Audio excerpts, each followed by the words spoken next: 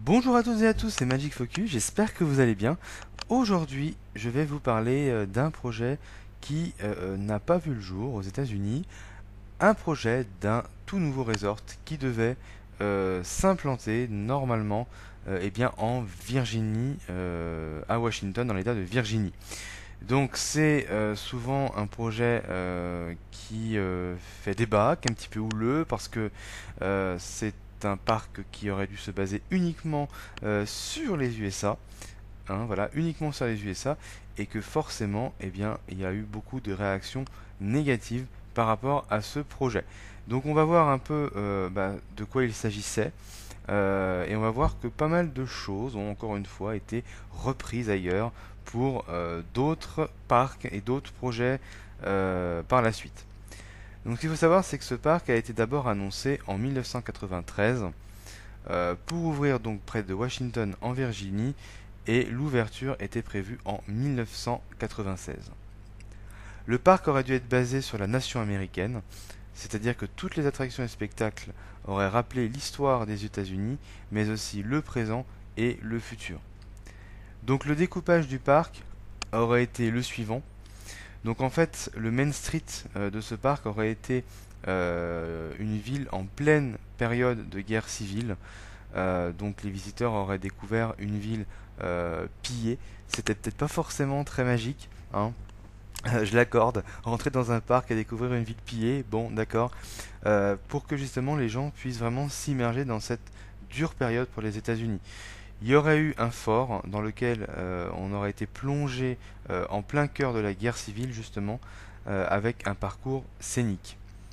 Ensuite, il y aurait eu un autre land qui aurait dû s'appeler Native America, qui nous aurait permis de découvrir les modes de vie des premiers habitants des États-Unis, des Indiens notamment, avec des parcours interactifs, mais aussi un raft en bouée qui nous aurait fait traverser en fait des forêts, etc. Donc ça aurait été un raft assez classique. On aurait eu le President's Square qui aurait célébré la naissance de la nation américaine, et l'attraction phare de ce land aurait été The Hall of Presidents qu'on peut trouver du côté du Magic Kingdom. En fait, l'attraction avait pour projet tout simplement d'aller dans ce parc et partir donc du Magic Kingdom. On aurait eu une zone dédiée aux migrants, où en fait on aurait eu tout simplement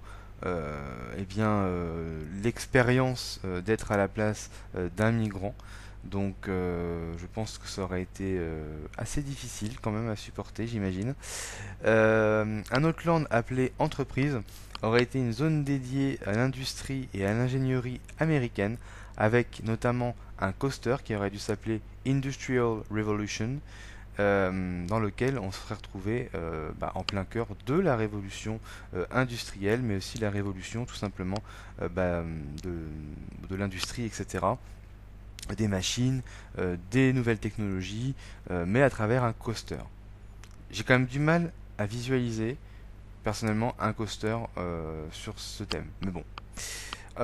Ensuite, il y aurait eu un autre land appelé Victory Field, une zone dédiée à l'engagement des USA pendant les guerres mondiales. Donc on aurait trouvé une attraction à pied qui nous aurait plongé au cœur de la guerre, une exposition d'avions militaires et un simulateur de vol. Ça peut rappeler par exemple le projet de Soarin'. On aurait eu The State Fair, qui aurait été un hommage au Coney Island, et on se serait retrouvé dans une foire des années 30 avec grande roue ou encore coaster en bois. Encore une fois, ça rappelle le California Screaming qui existait à California Adventure. Et enfin, dernier land, on aurait eu The Family Farm, qui aurait été en fait une véritable ferme pour montrer finalement l'industrie côté plutôt bio, hein, à l'époque, je sais pas s'il y avait le terme bio, mais en tout cas, voilà, on aurait découvert une ferme, la vie d'une ferme, et on aurait pu goûter à des produits 100% américains, 100% bio avec cette ferme. Ce parc aurait dû s'accompagner de deux hôtels et aurait dû s'appeler Disney's America, tout simplement. Voilà, Disney's America. était le nom de ce parc. Alors pourquoi ce parc n'a pas été construit? Alors finalement, il y a eu beaucoup de débats autour de ce projet parce qu'effectivement, on était loin quand même de la magie Disney. Alors même si Disney a toujours eu un but éducatif à travers ses parcs, ça se ressent avec le parc Disneyland, hein, avec les arcades par exemple, avec Epcot aussi.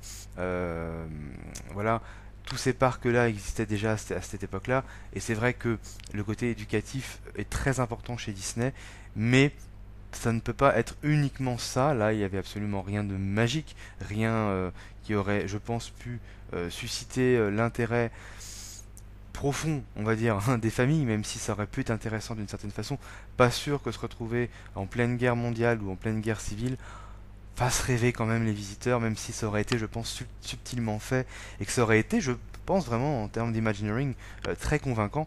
Mais encore une fois, le thème a vraiment fait débat. Et par le fait, finalement, Disney s'est un petit peu battu avec l'État de Virginie qui a vraiment rejeté cette proposition de parc. Et en plus de ça, donc non seulement il y a eu ça, et en plus de ça, Disney était vraiment en pleine panade, en pleine galère avec Euro Disney qui venait donc juste d'ouvrir et qui avait déjà des gros problèmes financiers. Donc finalement, vraiment, c'était peut-être pas le moment de construire ce parc. Alors, le projet a été complètement abandonné en 1994, mais finalement, il y a quand même, comme je disais dans la vidéo plus tôt, des attractions que l'on retrouve un petit peu, comme par exemple Soarin', California Adventure, le raft, on peut peut-être penser finalement à Grizzly River Run, ou encore évidemment le coaster qui fait penser à Pixar Pier. Donc voilà pour ce parc très patriotique, basé uniquement sur les États-Unis, la nation américaine, l'histoire des USA, et voilà, un parc qui était, je pense, très spécial quand même. Voilà, c'est tout pour cette vidéo. J'espère que vous aurez appris des choses. C'est un projet qui, malgré tout, est quand même assez fascinant.